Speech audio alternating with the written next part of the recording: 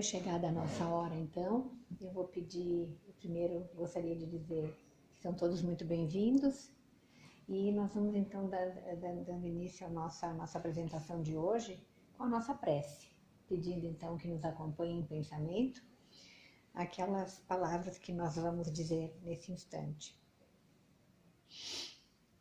Agradeçamos então ao Pai por mais essa oportunidade de estarmos neste convívio de aprendizado com Jesus e seus mensageiros do bem. Que a mensagem evangélica, que na sequência iremos explanar, possa contribuir para a nossa melhoria e a de todos que dela compartilharem. Fortaleça sua fé, sua coragem, sua paz. Que as palavras do Mestre possam despertar a vontade de buscar sempre mais o autoconhecimento, a reforma íntima e o desejo de fazer o bem. Que a sua luz fique hoje e sempre conosco. Que assim seja. Que assim seja.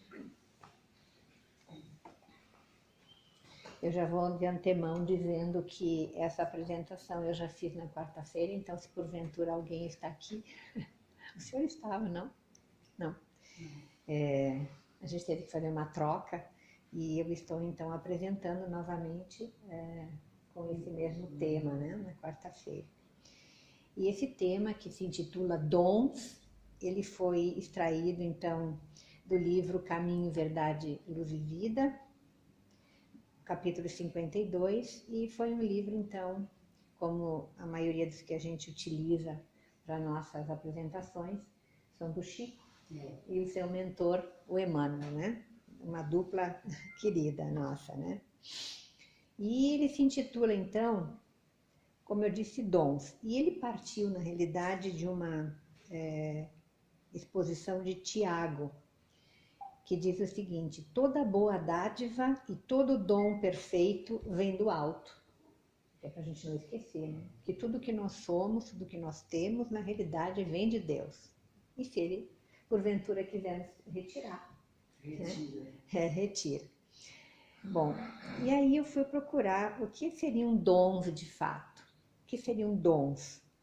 E eu fui primeiro para o dicionário. Eu gosto muito de ver o que se confere, né? O que a doutrina nos diz e o que o dicionário bom português nos diz. E nós encontramos então que dons são habilidades que os homens nascem com eles, é algo que é nato em a natureza humana. Quando se fala comumente que alguém tem um dom, parente, vocês lá no fundo estão me ouvindo bem? Eu estou sem microfone, eu não faço questão. Tudo bem? Então, quando a gente fala comumente que alguém tem um dom, queremos dizer que a pessoa nasceu com uma habilidade, por vezes incrível, né? Pode ser uma voz potente o suficiente para se tornar um cantor, a sensibilidade certa para ser um pintor, o pensamento analítico correto para ser um engenheiro, a curiosidade aguçada além do normal para ser um cientista, entre outras milhares de possibilidades. Cada ser humano no mundo tem um ou mais dons específicos que podem se revelar durante a vida ou não. Vai depender de cada um querer manifestar isso ou não. Ao admirarmos essas habilidades, muitas vezes nós gostaríamos de tê-las também. Eu gostaria de ter uma voz maravilhosa, cantar músicas como uma soprano, uma contralto, né? Adoraria. São boas e belas e fazem bem à alma. Por vezes, até pensamos, será que essas habilidades são privilégios dados por Deus a alguns indivíduos e não a outros? A gente se pergunta, né? Porém, a razão nos impede de aceitar essa versão, se levarmos em conta os predicados dele, de Deus, em especial a sua justiça, a sua equidade. De onde vêm então os dons que parecem já nascer com o indivíduo? Que dizer das crianças em tenra idade que já compõem músicas em estilo clássico, que tocam instrumentos que levariam anos de estudo e aprendizado, que resolvem equações matemáticas próprias de catedráticos? São crianças dotadas, possuem esses dons que falamos acima. Com certeza, tudo o que somos, a começar pela nossa própria vida, são dádivas de Deus. Porém, nenhum indivíduo na face da Terra recebe por herança as habilidades de que se faz portador. Nem do Pai Maior, nem de qualquer outra origem, que não seja por conquista própria, pessoal, através do esforço e mérito ao longo das centenas de encarnações. Quando falamos em dádivas de Deus, nos referimos a que tudo no mundo, visível e invisível, incluindo o espírito humano, são dependentes da inteligência suprema do universo. Ele criou o princípio inteligente e o dotou de possibilidades, potencialidades inúmeras e que dependem para a sua manifestação da intenção, do desejo e da vontade do próprio espírito. E é deste tema que nos suscita muitas reflexões, se observarmos a diversidade de talentos apresentados pelas diferentes pessoas, que trata então esse capítulo 52 do livro que eu mencionei, intitulado Dons. Essa foi então a introdução. Mas o que nos diz de fato esse pequeno trecho do Emmanuel? Ele diz o seguinte: certificando-se o homem de que coisa alguma possui de bom, sem que Deus lhe conceda, a vida na terra ganhará novos rumos. Diz a sabedoria desde a antiguidade: faze de tua parte e o Senhor te ajudará. Reconhecendo o elevado teor da exortação, somos compelidos a reconhecer que na própria aquisição de títulos profissionais, o homem é o filho que se esforça durante alguns anos para que o pai lhe confira um certificado de competência através dos professores humanos.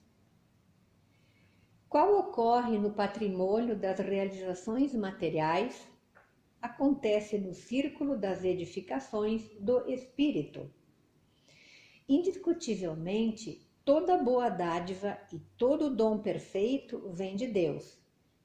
Entretanto, para recebermos o benefício, faz-se preciso bater, e o bater entre aspas, bater a porta, para que ela se nos abra, segundo a recomendação evangélica. E aí o Emmanuel nos dá alguns exemplos. Queres o dom de curar? Começa amando os doentes, interessando-se pela solução de suas necessidades. Queres o dom de ensinar? Faze-te amigo dos que ministram o conhecimento em nome do Senhor, através das obras e das palavras edificantes. Esperas o dom da virtude? Disciplina-te. Pretendes falar com acerto? Aprende a calar no momento oportuno. Desejas acesso aos círculos sagrados do Cristo? Aproxima-te dele, não só pela conversação elevada, mas também por atitudes de sacrifício, como foram as de sua vida. As qualidades excelentes são dons que procedem de Deus. Entretanto, vejam essa frase: cada qual tem a porta respectiva e pede uma chave diferente. Aí eu pensei, essa lição é bastante clara, não? Da mesma forma que para as aquisições materiais, sejam elas competências profissionais ou as incontáveis atividades que compõem o fazer humano, As aquisições do espírito, que são as mais valiosas, por serem as verdadeiras, o homem precisa, para adquiri-las, de empenho, dedicação, esforço e extrema disciplina. Jesus foi e é o exemplo máximo de todas as virtudes, que serão desenvolvidas pelo homem para atingir a plenitude espiritual. Porém, entre o querer ser e o ser de fato, há uma longa trajetória a ser percorrida.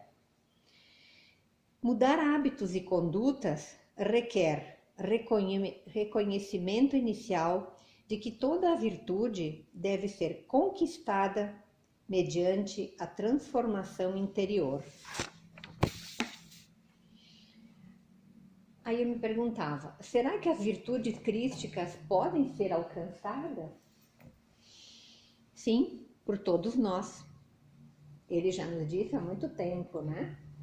Porém, há de se reconhecer que, para tanto, se faz necessário abandonar velhos hábitos, condutas equivocadas, vícios seculares, conceitos arraigados de que para seguir Jesus basta apenas orar, dirigir-lhe algumas palavras de fé e solicitar-lhe amparo para que tudo de melhor nos aconteça, para que os caminhos se abram, que as oportunidades almejadas surjam, sem que precisemos despender algum esforço e empenho para que tal aconteça. Pensamento equivocado. O texto de Emmanuel nos alerta que, se quisermos adquirir uma virtude, temos de acessar não somente a sua porta, mas igualmente a chave para abri-la.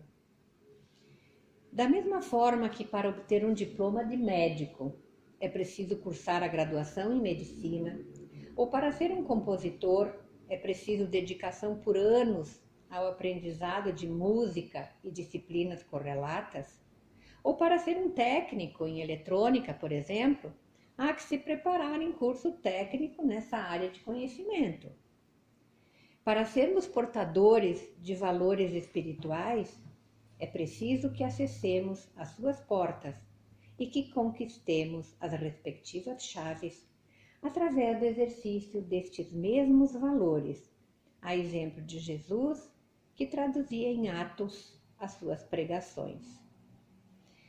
O autor espiritual nos convida amorosamente a iniciarmos qualquer tentativa pelo começo, exercitando a primeira lição por aproximação da virtude desejada. E eu repito aqui um dos seus exemplos. Queres o dom de curar? Começa amando os doentes, interessando-te pela solução de suas necessidades. E assim há de ser com todas elas, né? A fraternidade, a benevolência, a cooperação, a humildade, tolerância, o perdão, o amor ao próximo, que é a síntese de tudo. Para cada uma dessas virtudes, nós temos que ter a chave. Nós temos que exercitá-las individualmente. Assim, no exercício diário e constante, a prática das boas ações, dos bons pensamentos e da conduta verdadeiramente cristã passará a ser automática, adentrando nosso espírito e substituindo aos poucos o espaço ocupado por defeitos e imperfeições. Este é o único caminho possível de cada um atingir o patamar do Cristo, ou seja, um passo de cada vez, em busca de cada uma das virtudes exemplificadas por ele. Vivemos tempos difíceis, que exigem de cada um de nós doses adicionais de todas as virtudes desejáveis. Aproveitamos, portanto, estes momentos para as exercitarmos. E assim, que Deus fique conosco. Eu convido então a nossa irmã Rosária para fazer a nossa prece de encerramento e o passe coletivo.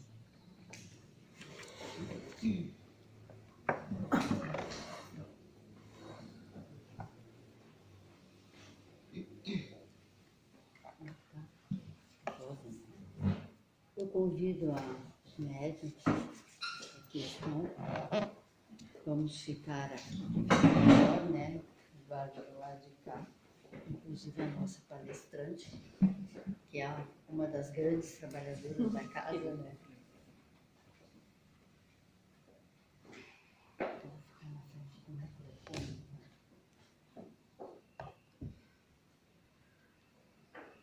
Assim, mais uma vez, como gosto de falar, felizes estamos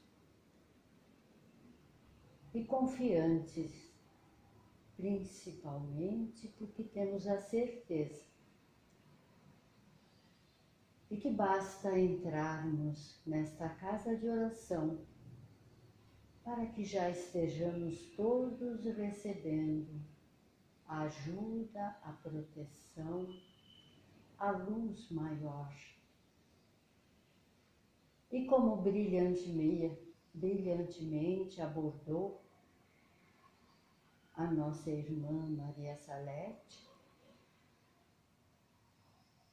muito dependerá de cada um de nós para que nos aperfeiçoemos e realmente cresçamos a cada dia, modificando através do nosso pensamento, das nossas atitudes, modificando as coisas que aprendemos e que julgamos erradas. Assim, mais uma vez, Pai Celestial, muito obrigada por este encontro, pela vida que temos cada um, pela família, por tudo que Tu nos